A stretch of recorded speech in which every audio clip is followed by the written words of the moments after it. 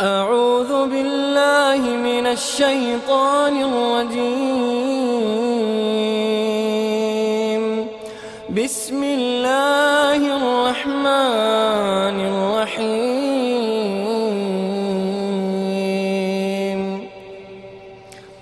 تبارك الذي بيده الملك وهو على كل شيء قدير. الذي خلق الموت والحياة ليبلوكم أيكم أحسن عملا وهو العزيز الغفور. الذي خلق 7 سماوات طباقا ما ترى في خلق الرحمن من تفاوت فارجع البصر هل ترى من فطور ثم ارجع البصر كرتين ينقلب إليك البصر خاسئا وهو حسير. ولقد زينا السماء الدنيا بمصابيح وجعلناها رجوما للشياطين وأعتدنا لهم عذاب السعير. وللذين كفروا بربهم عذاب جهنم وبئس المصير. إذا ألقوا فيها سمعوا لها شهيقا وهي تفور تكاد تميز من الغيظ كلما ألقي فيها فوج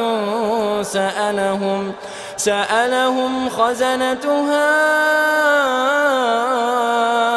ألم يأتكم نذير قالوا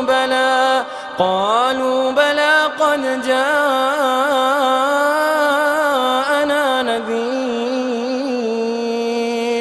فكذبنا وقلنا ما نزل الله من شيء إن أنتم إلا في ضلال كبير. وقالوا لو كنا نسمع أو نعقل ما كنا في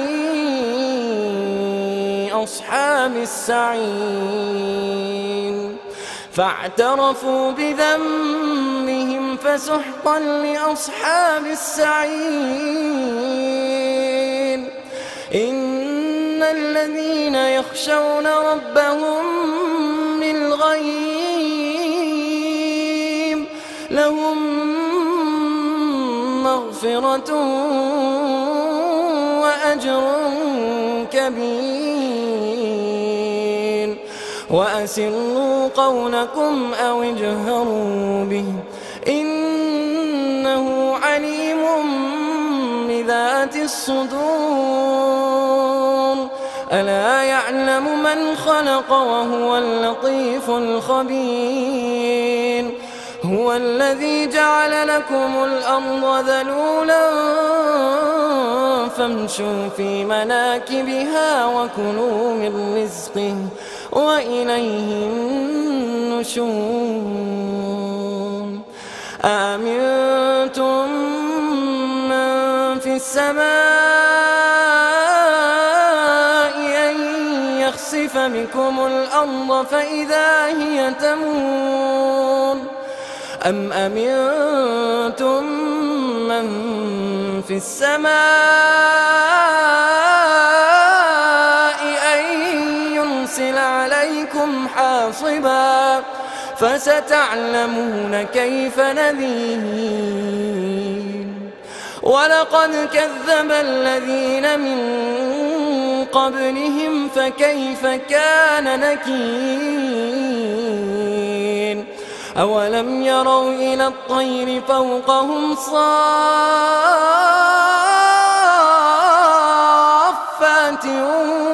ويقبض ما يمسكهن إلا الرحمن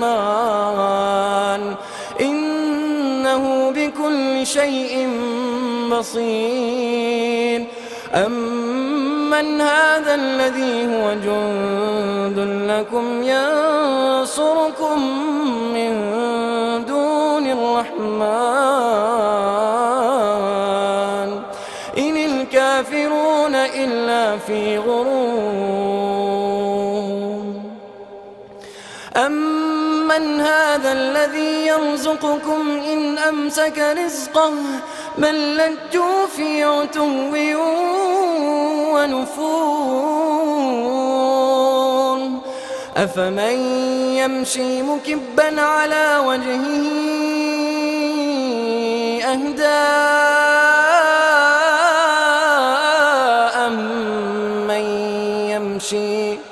أهدى أمن يمشي سويا على صراط مستقيم قل هو الذي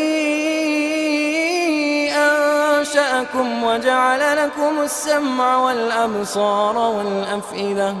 قليلا ما تشكرون قل هو الذي ذرأكم في الأرض وإليه تحشرون ويقولون متى هذا الوعد إن كنتم صادقين قل إنما العلم عند الله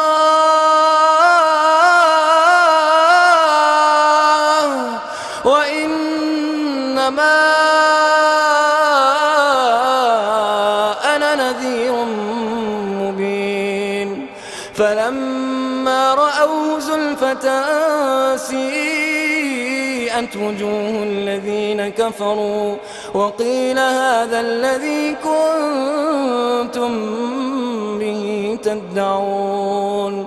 قل أرأيتم إن أهلكني الله ومن معي أو رحمنا فمن يجير الكافرين من عذاب أليم قل هو الرحمن آمنا به وعليه توكلنا فستعلمون من هو في ضلال وأمرت أن أكون من المسلمين وأن أتلو القرآن فمن اهتدى فإنما يهتدي لنفسه ومن ضل فقل إنما أنا من المنذرين وقل الحمد لله سيريكم آياته فتعرفونها وما ربك بغافل عما تعملون بسم الله الرحمن الرحيم طاسيم تلك آيات الكتاب المبين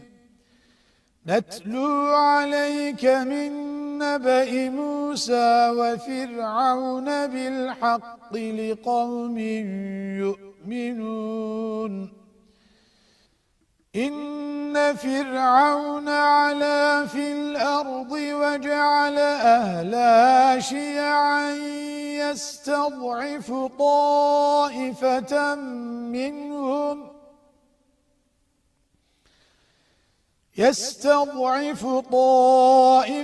منهم يذبح أبناءهم ويستحيي نساءهم إنه كان من المفسدين ونريد أن نمن على الذين استضعفوا في الأرض ونجعلهم أئمة ونجعلهم الوارثين ونمكن لهم في الأرض ونري فرعون وهامان وجنودهما منهم ما كانوا يحذرون وأوحينا إلى أم موسى أن أرضعيه فإذا خفت عليه فألقيه في اليم ولا تخافي ولا تحزني إنا رادوه إليك وجاعلوه من المرسلين فالتقطه آل فرعون ليكون لهم عدوا وحزنا إن فرعون وهامان وجنودهما كانوا خاطئين وقالت امرأة فرعون قرة عين لي ولك لا تقتلوه عسى أن ينفعنا أو نتخذه ولدا وهم لا يشعرون وأصبح فؤاد أم موسى فارغا إن كادت لتبدي به لولا أن ربطنا على قلبها لتكون من المؤمنين وقالت لأخته قصيه فبصرت به عن جنب وهم لا يشعرون وحرمنا عليه المراضع من قبل فقالت هل أدلكم على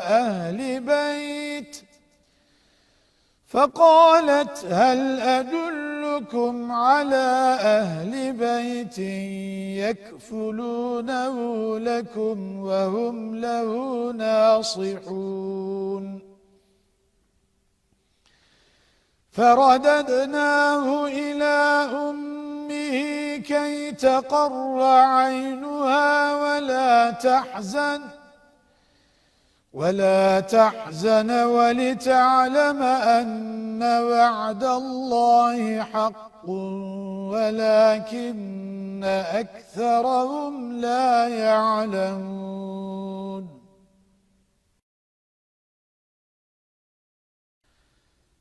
ولما بلغ أشده واستوى آتيناه حكما وعلما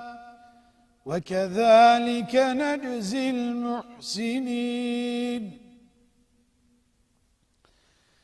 ودخل المدينة على حين غفلة من أهلها فوجد فيها رجلين يقتتلان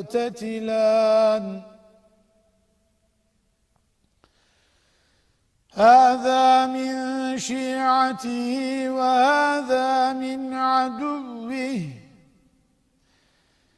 فاستغاثه الذي من شيعته على الذي من عدوه فوكزه موسى فقضى عليه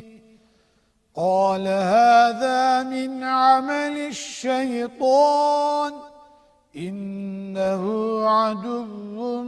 مضل مبين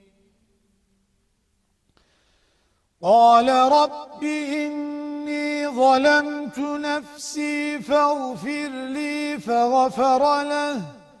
إنه هو الغفور الرحيم قال رب بما أنعمت علي فلن أكون ظهيرا للمجرمين فأصبح في المدينة خائفا يترقب فإذا الذي استنصره بالأمس يستصرخه قال له موسى إنك لغوي مبين فلما أن أراد أن يبطش بالذي هو عدو لهما قال يا موسى أتريد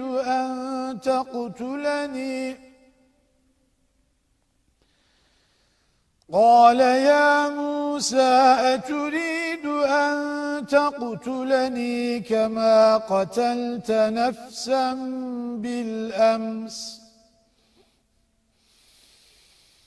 إن تريد إلا أن تكون جبارا في الأرض وما تريد أن تكون من المصلحين وجاء رجل من أقصى المدينة يسعى قال يا موسى إن الملأ يأتمرون بك ليقتلوك فاخرج إني لك من الناصحين فخرج منها خائفا يترقب قال رب نجني من القوم الظالمين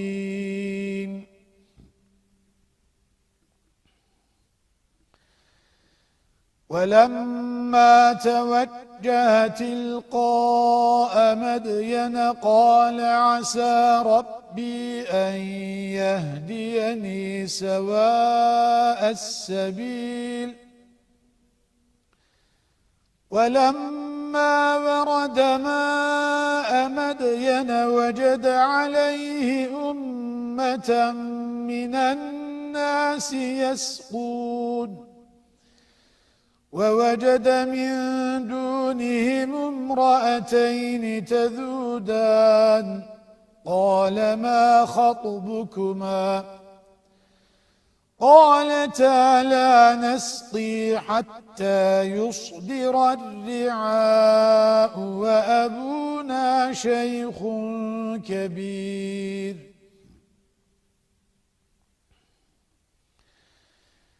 فسقى لهما ثم تولى إلى الظل فقال رب إني لما أنزلت إلي من خير فقير فجاءته إحداهما تمشي على استحياء قالت إن أبي يدعوك ليجزيك أجر ما سقيت لنا فلما جاءه وقص عليه القصص قال لا تخف نجوت من القوم الظالمين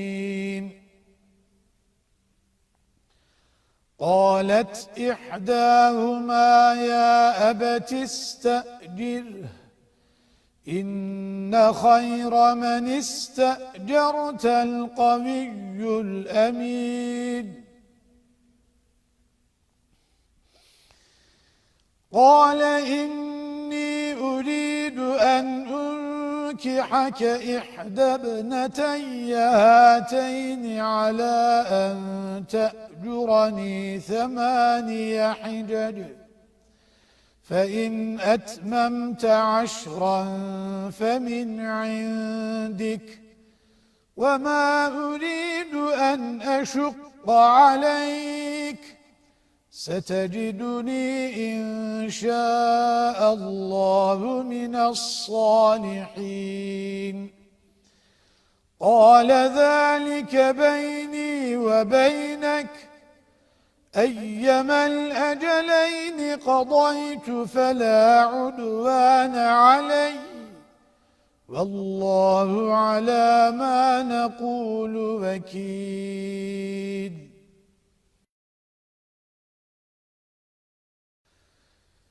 فلما قضى موسى الأجل وسار بأهله آنس من جانب الطور نارا قال لأهلهم كثوا إني آنست نارا لعلي آتيكم منها بخبر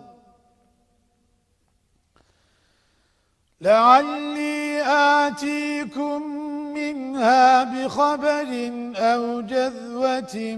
من النار لعلكم تصطلون.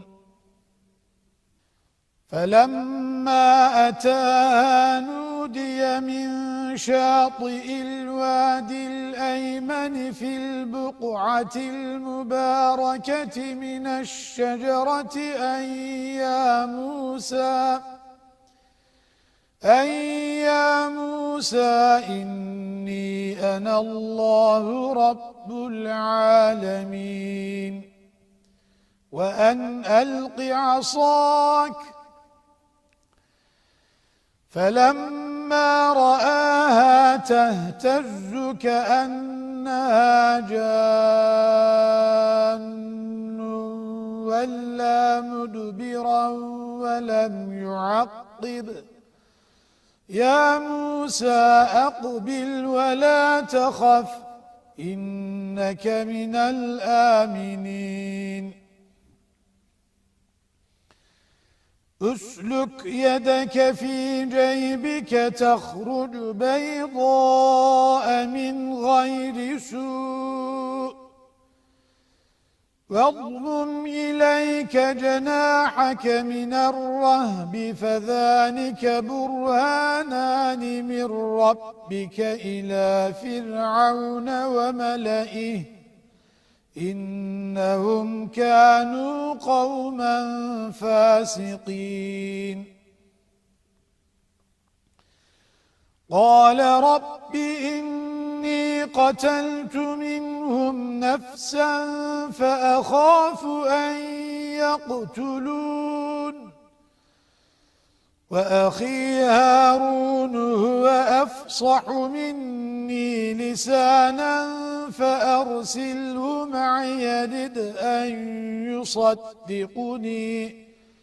إني أخاف أن يكذبون. قال سنشد عضدك بأخيك ونجعل لكما سلطانا فلا يصلون إليكما بآياتنا أنتما ومن اتبعكما الغالبون. فلما جاءهم موسى بآياتنا بينات قالوا ما هذا إلا سحر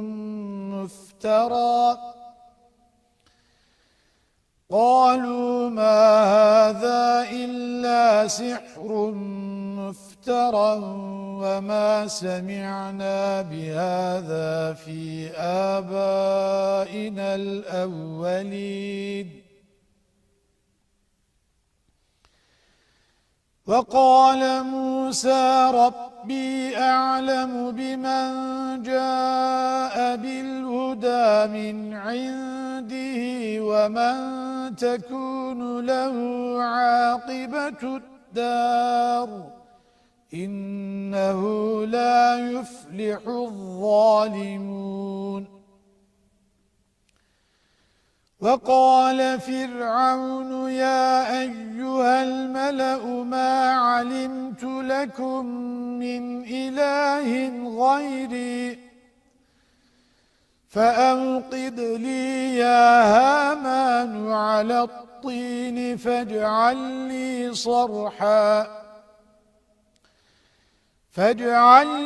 صرحا لعلي أطلع إلى إله موسى وإني لأظنه من الكاذبين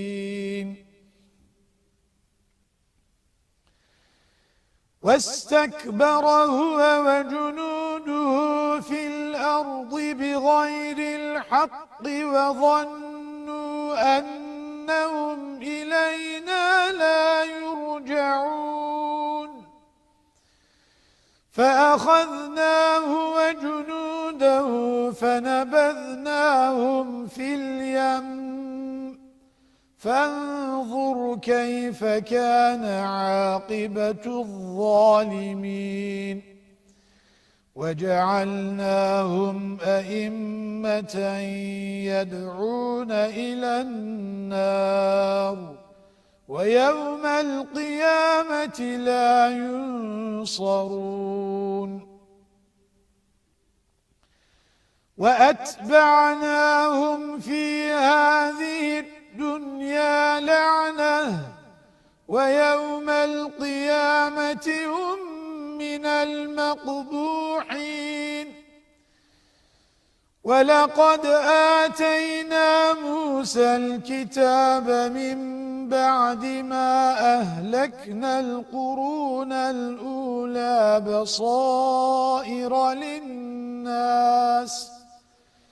بصائر للناس وهدى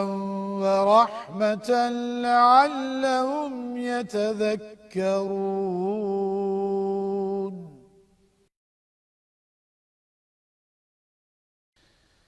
وما كنت بجانب الغربي إذ قضينا إلى موسى الأمر وما كنت من الشاهدين ولكننا أنشأنا قرونا فتطاول عليهم العمر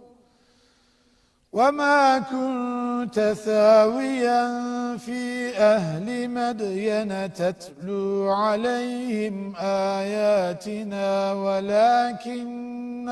كنا مرسلين وما كنت بجانب الطور إذ نادينا ولكن رحمة من ربك لتنذر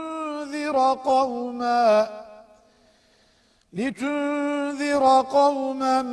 ما أتاهم من نذير من قبلك لعلهم يتذكرون ولولا أن تصيبهم مصيبة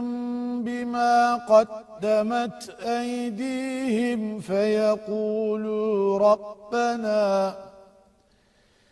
فيقولوا ربنا لولا أرسلت إلينا رسولا فنتبع آياتك ونكون من المؤمنين فلما جاءهم الحق من عندنا قالوا لولا أوتي مثل ما أوتي موسى أولم يكفروا بما أوتي موسى من قبل قالوا سحران تظاهرا وقالوا إنا بكل كافرون قل فأتوا بكتاب من عند الله هو أهدى منهما أتبعه إن كنتم صادقين فإن لم يستجيبوا لك فاعلم أنما يتبعون أهواءهم ومن أضل ممن اتبع هواه بغير هدى من الله إن الله لا يهدي القوم الظالمين ولقد وصلنا لهم القول لعلهم يتذكرون الذين آتيناهم الكتاب من قبله هم به يؤمنون وإذا يتلى عليهم قالوا آمنا به إنه الحق من ربنا إنا كنا من قبله مسلمين أولئك يؤتون أجرهم مرتين بما صبروا ويدرؤون بالحسنة السيئة ومما رزقناهم ينفقون وإذا سمعوا اللغو أعرضوا عنه وقالوا لنا أعمالنا ولكم أعمالكم سلام عليكم لا نبتغي الجاهلين إنك لا تهدي من أحببت ولكن الله يهدي من يشاء وهو أعلم بالمهتدين وقالوا إن نتبع الهدى معك نتخطف من أرضنا أولم نمكن لهم حرما آمنا يجبى إليه ثمرات كل شيء رزقا من لدنا ولكن أكثرهم لا يعلمون وكم أهلكنا من قرية بطرت معيشتها فتلك مساكنهم لم تسكن من بعدهم إلا قليلا وكنا نحن الوارثين وما كان ربك مهلك القرى حتى يبعث في أمها رسولا يتلو عليهم آياتنا وما كنا مهلك القرى إلا وأهلها ظالمون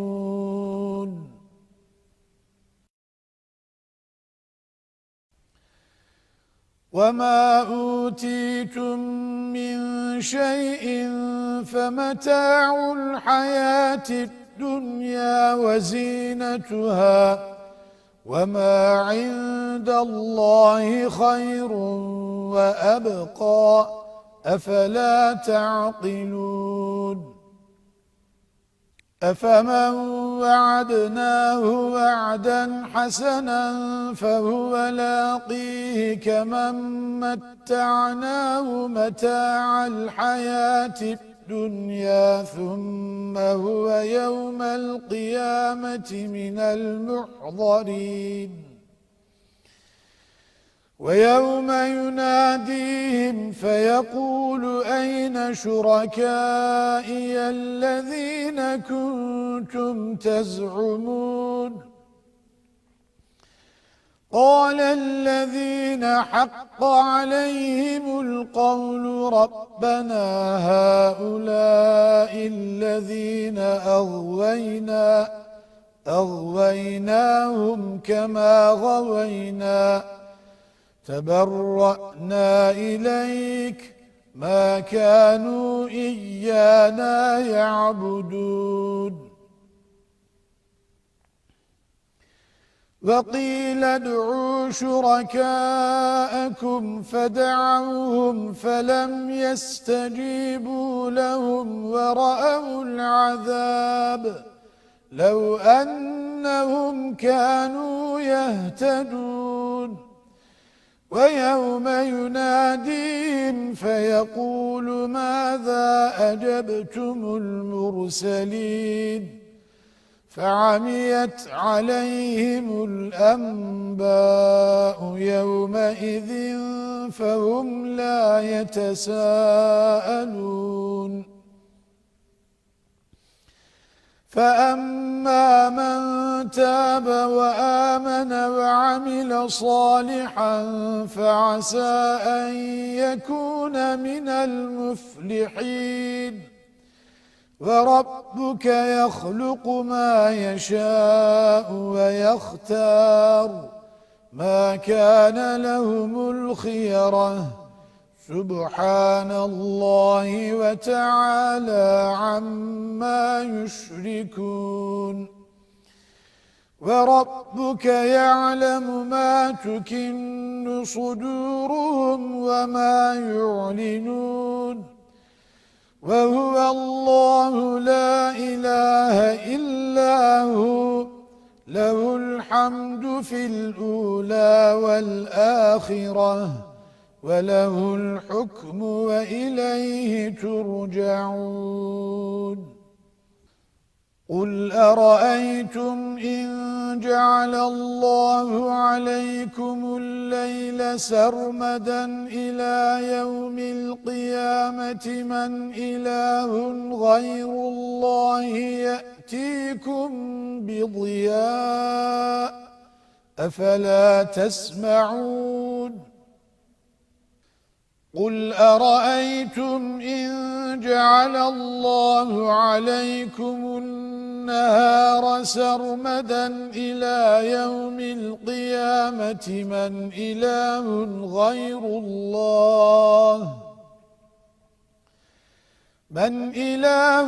غير الله يأتيكم بليل تسكنون فيه أفلا تبصرون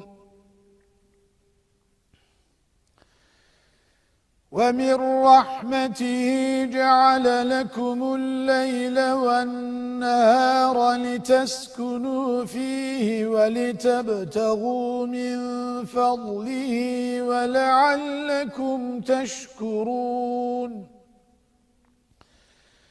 ويوم يناديهم فيقول أين شركائي الذين كنتم تزعمون ونزعنا من كل أمة شهيدا فقلنا هاتوا برهانكم فعلموا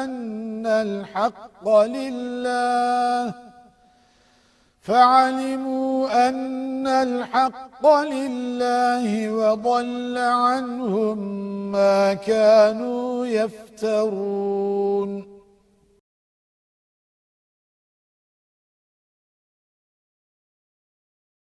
بسم الله الرحمن الرحيم إنا أعطيناك الكوثر فصل لربك وانحر إن شانئك هو الأبتر قال رب إني قتلت منهم نفسا فأخاف أن يقتلون وأخي هارون هو أفصح مني لسانا فأرسله معي رد أن يصدقني إني أخاف أن يكذبون قال سنشد عضدك بأخيك ونجعل لكما سلطانا فلا يصلون إليكما بآياتنا أنتما ومن اتبعكما الغالبون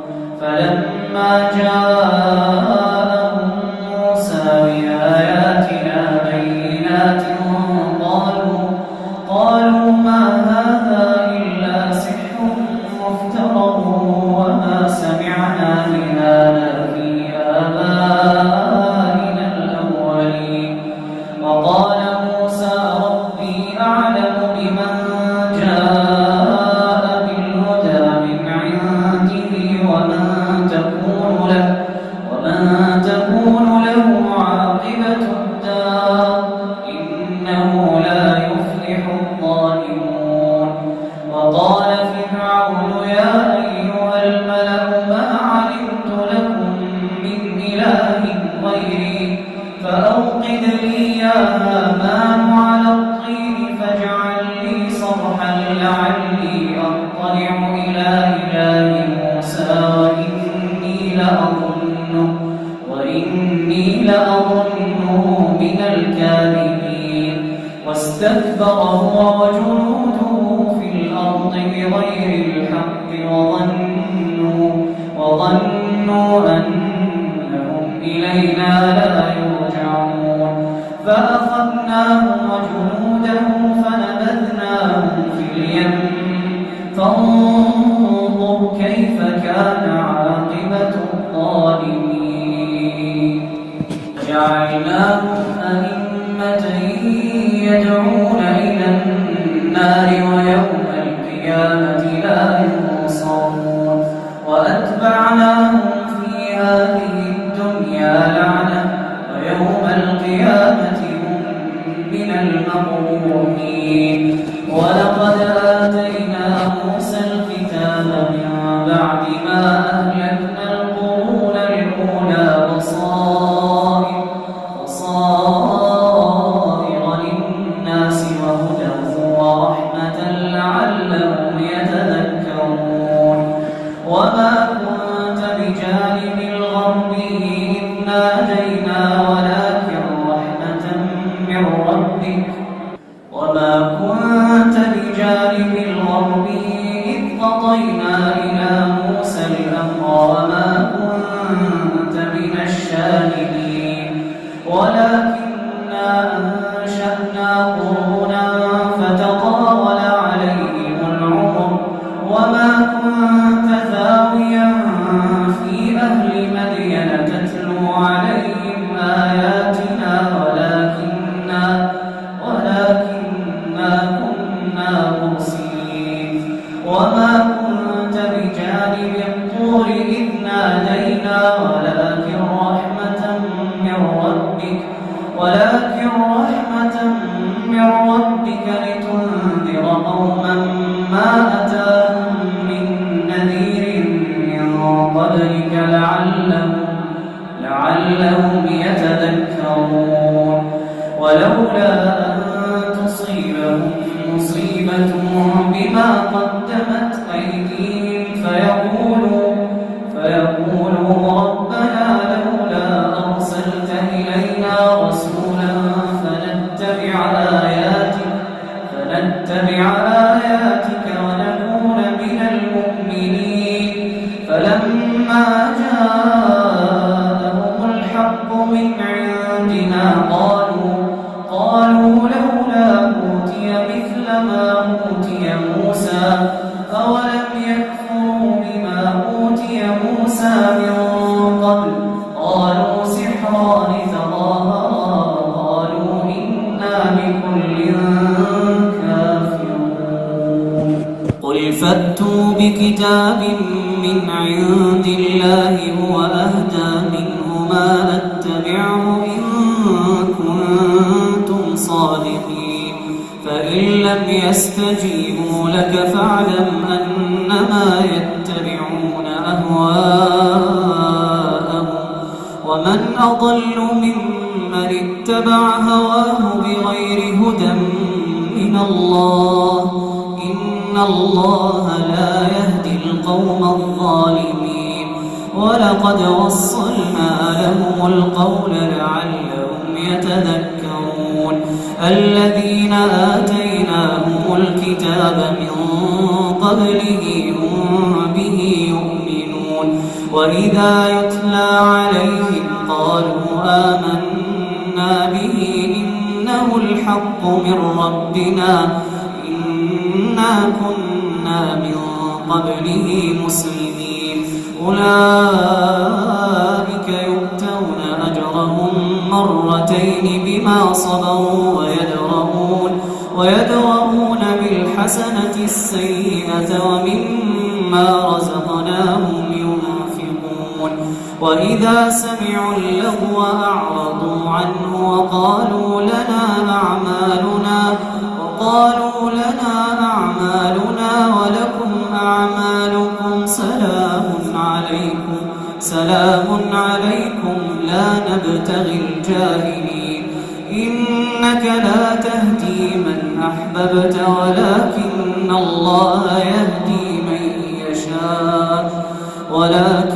الله يهدي من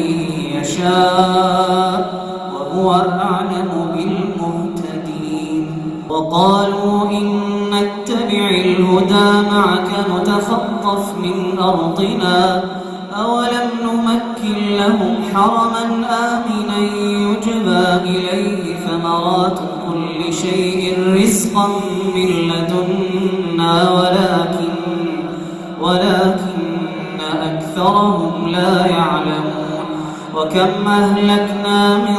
قرية بطرت معيشتها فتلك مساكنهم لم تسكن من بعدهم إلا قليلا وكنا نحن الوارثين وما كان ربك مهلك القرى حتى يبعث في أمها رسولا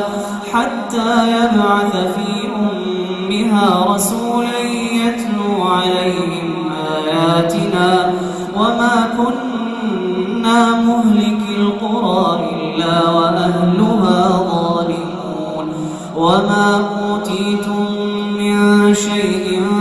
فمتاع الحياة الدنيا وزينتها وما عند الله خير وأبقى أفلا تعقلون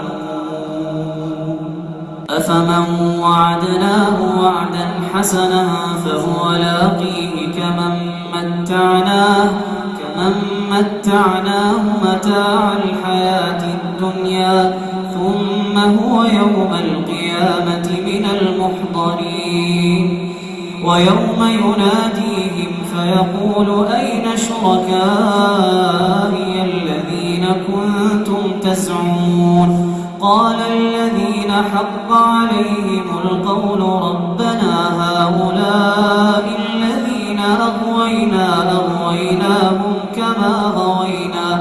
أغويناهم كما غوينا تبرأنا إليك ما كانوا إيانا يعبدون وقيل ادعوا شركاءكم فدعوهم فلم يستجيبوا لهم ورأوا العذاب لو أنهم كانوا يهتدون ويوم يناديهم فيقول ماذا أجبتم المرسلين فعميت عليهم الأنباء يومئذ فهم لا يتساءلون فأما من تاب وآمن وعمل صالحا فعسى أن يكون من المفلحين وربك يخلق ما يشاء ويختار ما كان لهم الخيرة سبحان الله وتعالى عما يشركون وربك يعلم ما تكن صدورهم وما يعلنون وهو الله لا إله إلا هو له الحمد في الأولى والآخرة وله الحكم وإليه ترجعون قل أرأيتم إن جعل الله عليكم الليل سرمدا إلى يوم القيامة من إله غير الله يأتيكم بضياء أفلا تسمعون قل أرأيتم إن جعل الله عليكم النهار سرمدا إلى يوم القيامة من إله غير الله يأتيكم بليل تسكنون فيه أفلا تبصرون ومن رحمته جعل لكم الليل والنهار لتسكنوا فيه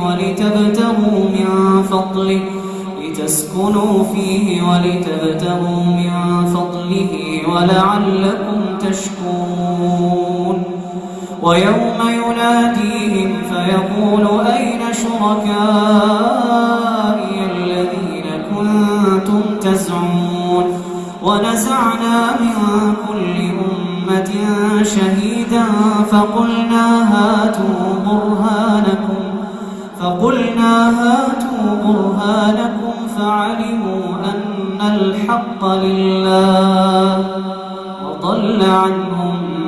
ما كانوا يفترون إن قارون كان من قوم موسى فبغى عليهم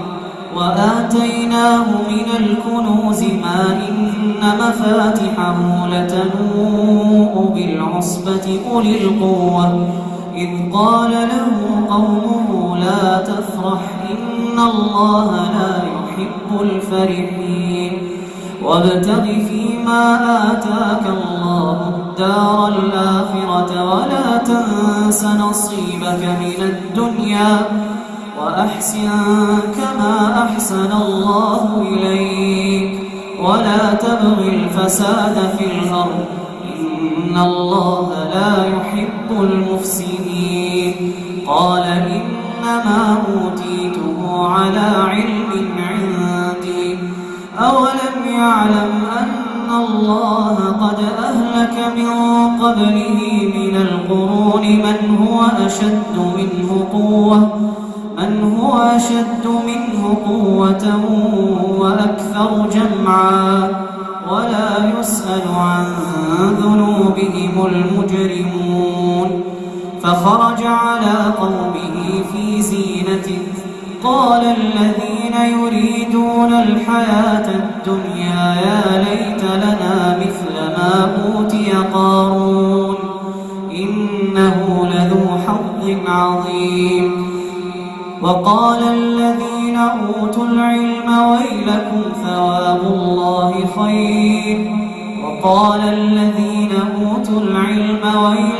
ثواب الله خير لمن آمن وعمل صالحا ولا يلقاها إلا الصابرون فخسفنا به وبداره الأرض فما كان له من فئة ينصرونه من دون الله وما كان من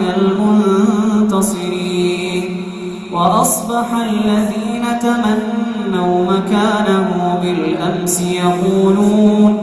يقولون ويكأن الله يبسط الرزق لمن يشاء من عباده ويقدر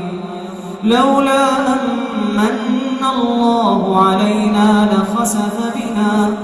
ويكأنه لا يفلح الكافرون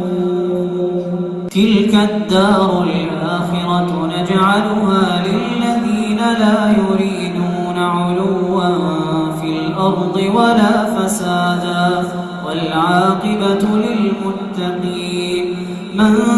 جاء بالحسنة فله خير منها ومن جاء بالسيئة فلا يجزى الذين عملوا السيئات إلا ما كانوا يعملون